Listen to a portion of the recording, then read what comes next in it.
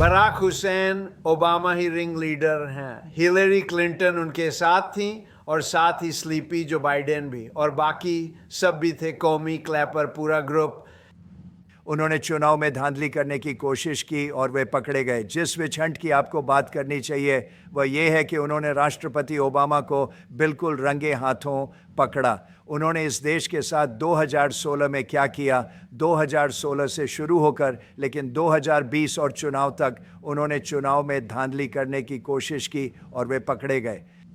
इसके लिए नतीजा बहुत गंभीर होना चाहिए। आप जानते हैं, जब हमने हिलरी क्लिंटन को पकड़ा तो मैंने कहा, आप जानते हैं क्या, यहाँ बहुत दूर न जाए। एक राष्ट्रपति की पूर्व पत्नी है और मुझे लगा कि यह कुछ भयानक था और मैंने उसे छोड़ दिया और मैं बहुत खुश हूँ कि मैंने ऐसा किया। लेकिन अब समय आ गया है शुरू करने का। जो उन्होंने मेरे साथ किया उसके बाद, और चाहे ये सही हो या गलत, अब लोगों के पीछे लग जाने का वक्त आ गया है।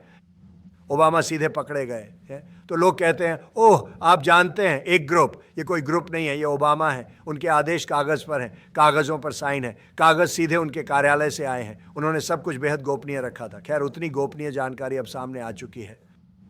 और जो उन्होंने 2016 और 2020 में किया वह बहुत क्रिमिनल है, यह सबसे बड़े स्तर पर किया गया अपराध है। तो यही बातें हैं जिनके बारे में आपको बात करनी चाहिए। मुझे दूसरे के बारे में कुछ नहीं पता, लेकिन मुझे लगता है कि उनका जाना उचित है। क्या मैं आपसे इसके बारे में पूछ सकता हूँ श्रीमान राष्ट्रपति? हाँ। तुलसी गबार्ड ने डिपार्टमेंट ऑफ जस्टिस को एक क्रिमिनल रेफरल पेश किया है।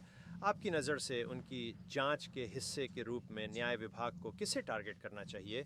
ओबामा प्रशासन के कौन कौन से खास लोग?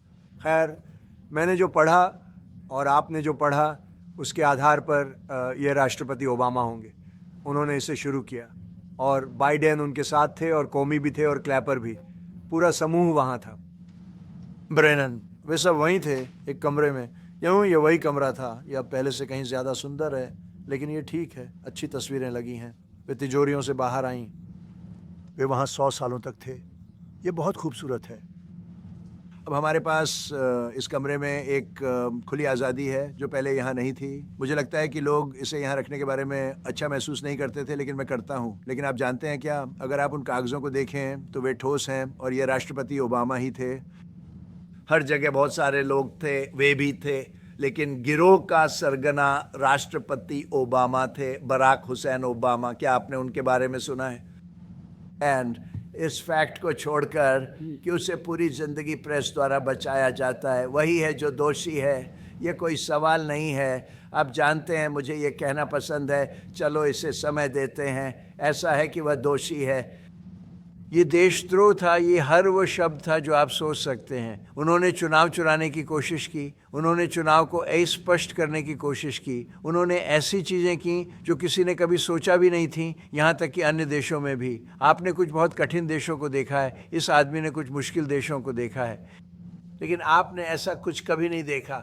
और हमारे पास सभी दस्तावेज हैं और तुलसी ने मुझे बताया कि उसके पास हज़ारों अतिरिक्त दस्तावेज आ रहे हैं। तो राष्ट्रपति ओबामा, ये उनका विचार था, उनकी योजना थी, लेकिन उन्होंने इसे धूर्त हिलरी क्लिंटन से भी लिया जो $3 के बिल जितनी धूर्त हैं। हिलरी क्लिंटन और उनके समूह डेमोक्रेट्स ने क्रिस्टोफर स्टील को एक रिपोर्ट लिखने के लिए $12 मिलियन खर्च किए जो पूरी तरह से नकली रिपोर्ट थी।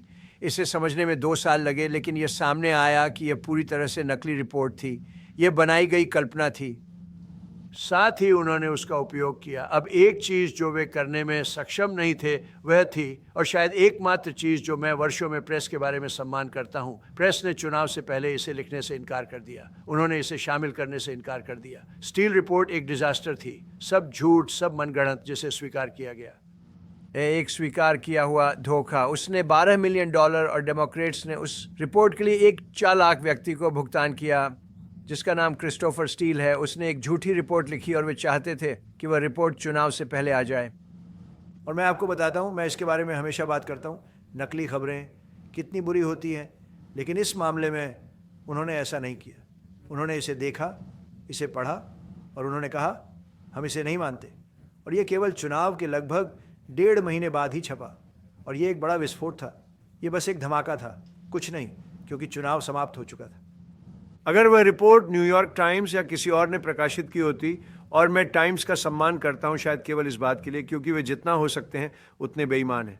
वे एक भयानक अखबार हैं, एक बेईमान भ्रष्ट अखबार। लेकिन इस एक पल के लिए उन्होंने कहा यह बकवास है, हम इसे नहीं डाल सकते। और ना ही कोई और। पे वॉल स्ट्रीट जर्नल एक घटिया अखबार है, बहुत बहुत बेईमान अखबार। जैसा कि आप देख रहे हैं, मैं उन पर बहुत सारे पैसे के लिए मुकदमा कर रहा हूं क्योंकि वे चीज़ें बहुत बुरी तरह से करते हैं। ये वास्तव में, इसका नाम अच्छा है लेकिन वास्तव में मेरी राय में ये एक भयानक अखबार है और ये भ्रष्ट हो सकता है। लेकिन बस आपको पता होना चाहिए, उन्होंने स्टील रिपोर्ट नहीं ली, ये डॉसियर था। याद है वो फेमस डॉसियर? मैंने इसे फेक न्यूज़ डॉसियर कहा था। समाचार इसे प्रकाशित नहीं करेंगे और मैं हैरान हूं। उनके पास 2.5 महीने थे, यह पूरा हो चुका था। 2.5 महीने यही होना था और यह चुनाव के कुछ महीने बाद प्रकाशित हुआ। और सच कहूं तो किसी ने इसकी ज़्यादा परवाह नहीं की, लेकिन वही बड़ी बात थी। नहीं, हमने हिलेरी क्लिंटन को पकड़ा, हमने बराक हुसैन ओबामा को पकड़ा, वही लोग हैं। और फिर उनके नीचे कई लोग हैं, सुसान राइस, वे सब वहाँ हैं, वे सब नाम वहाँ हैं। और मुझे लगता है कि उन्होंने सोचा कि वे इसे गोपनीय जानकारी में डाल देंगे और कोई इसे फिर कभी नहीं देखेगा, लेकिन ये इस तरह काम नहीं करता। और ये सबसे अविश्वसनीय चीज़ है जो मैंने कभी पढ़ी है। तो आपको इसे देखना चाहिए और बकवास की बात करना बंद करना चाहिए क्योंकि ये बड़ी बात है। हमारे देश के इतिहास में ऐसा कभी नहीं हुआ। और वैसे ये 2020 की दौड़ में बदल गया और 2020 की दौड़ धांधली थी और ये एक धांधली चुनाव था।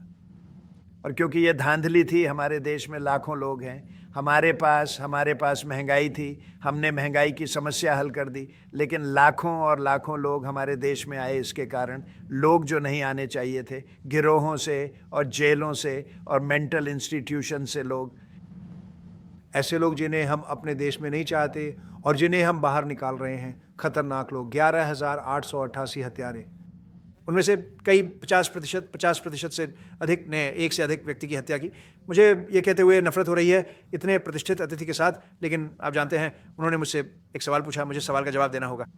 ओ नंबर बराक हुसैन ओबामा सरगना है, हिलेरी क्लिंटन उनके साथ वहीं थी और उसी तरह स्लीपी जो बाइडेन भी थे और बाकी सब भी, कौमी क्लैपर, पूरा समूह। और उन्होंने चुनाव में धांधली करने की कोशिश की और पकड़े गए। और फिर उन्होंने 2020 में चुनाव में धांधली की और फिर क्योंकि मुझे पता था कि मैंने वह चुनाव बड़े अंतर से जीता था, मैंने तीसरी बार किया और मैं भारी बहुमत से जीता। हर राज्य में स्विंग लोकप्रिय वोट जीता। लेकिन मैंने वही सब 2020 में भी जीता और देखो जो नुकसान हुआ